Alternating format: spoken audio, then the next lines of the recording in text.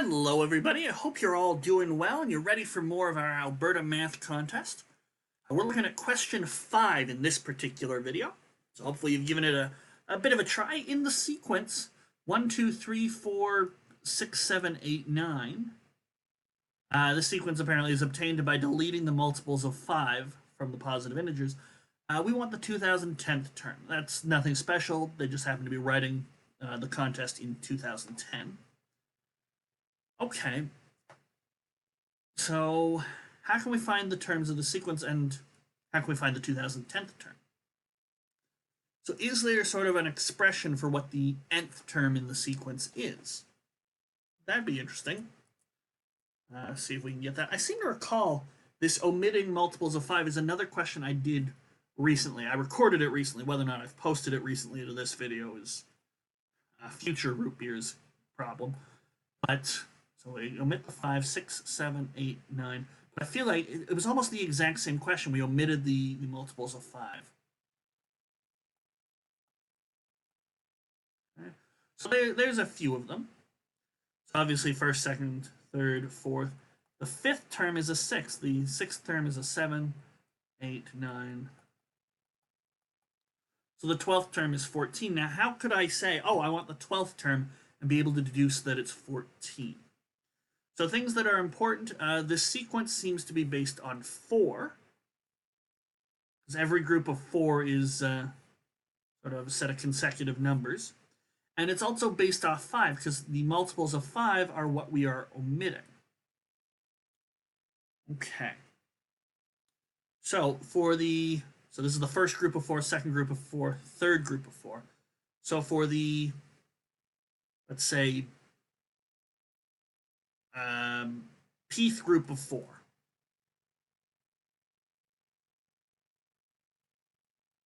So what numbers would those be? That would be the 4 times p minus 1 plus 1th term, because if this is the first group, that's going to be 1 minus 1 times 4 is 0 plus 1.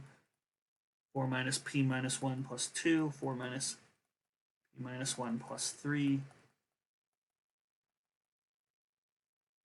Okay. And then you'll get the next group after this. But what are those going to actually look like?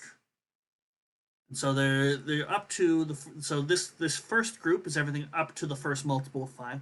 The second group is everything up to the first multiple of 10. The third group of 4 numbers is everything up till the third multiple of 5. There we go. So I think we should be able to get a similar expression here. So 5 times p minus 1 plus 1, that's definitely 1.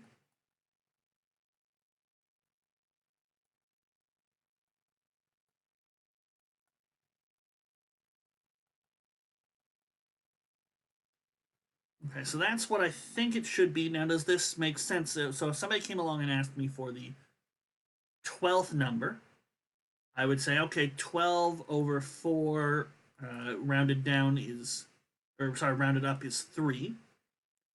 So p would be 3. And then I want, so 12 is 4 times 3 minus 1 plus what? 4. So I want the 4th term, so I need to have 5 times 3 minus 1 plus 4, which is 14. Okay, so we managed to sort of get a nice little expression for that.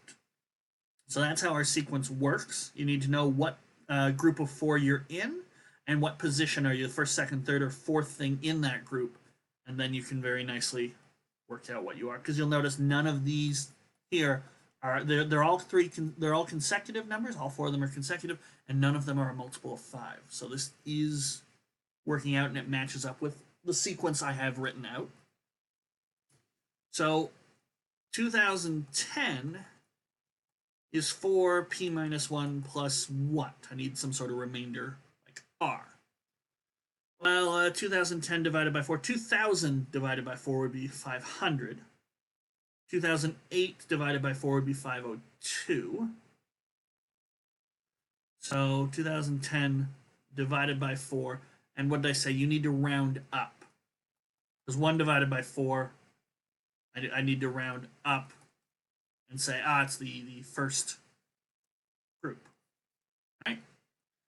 So this is just a little bit more than this. 2010 divided by 4 should be 502.5. So we'll round up. It's in the 503rd group, 503rd group. Okay. So specifically, the way you can think about it, 2008 is the last thing in the 502nd group.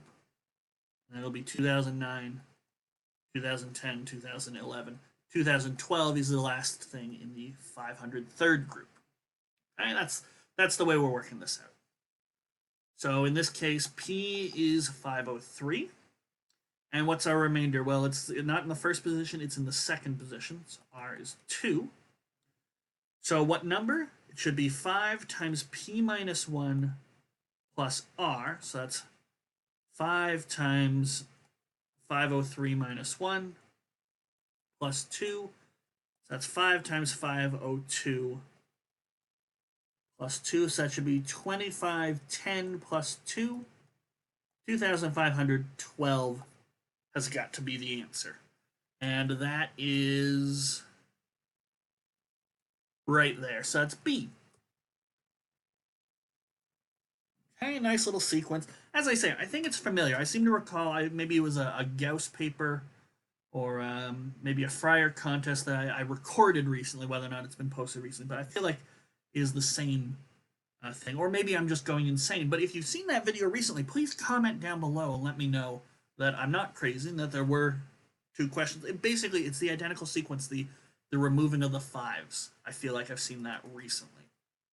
Okay, but that's enough from me for now. I think I might take a little bit of a break and see if I can find that question on my own. And then we're going to come back at it with question number 6. So I'll see you for more of our Alberta Part 1 paper next time.